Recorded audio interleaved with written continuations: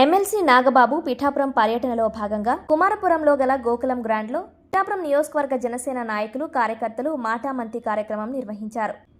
ఈ కార్యక్రమానికి ముఖ్య అతిథులుగా కాకినాడ జిల్లా అధ్యక్షులు డీసీసీబీ చైర్మన్ తుమ్మల రామస్వామి బాబు, ఫైర్మెన్ కమిటీ సభ్యులు మాజీ ఎమ్మెల్యే పెండెం దొరబాబు, ఓదూరి కిషోర్, అనపర్తి నియోజకవర్గ ఇన్ఛార్జ్ మరెడ్డి శ్రీనివాస్ విచ్చేశారు. పిఠాపురం నియోజకవర్గంలో జరుగుతున్న అభివృద్ధిపైన, కమిటీల పనితీరుపై ఆరా తీశారు.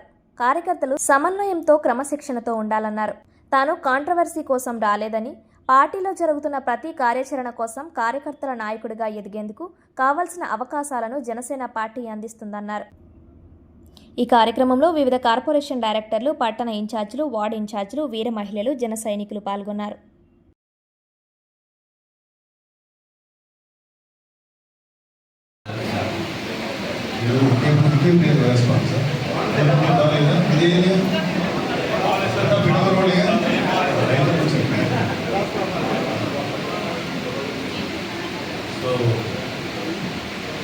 చాలా పిఠాపురం అంటే ఎలక్షన్ టైంలో అందరూ చాలాసార్లు ఈ హాల్లోనే చాలా మీటింగ్స్ మనం కండక్ట్ చేసాం.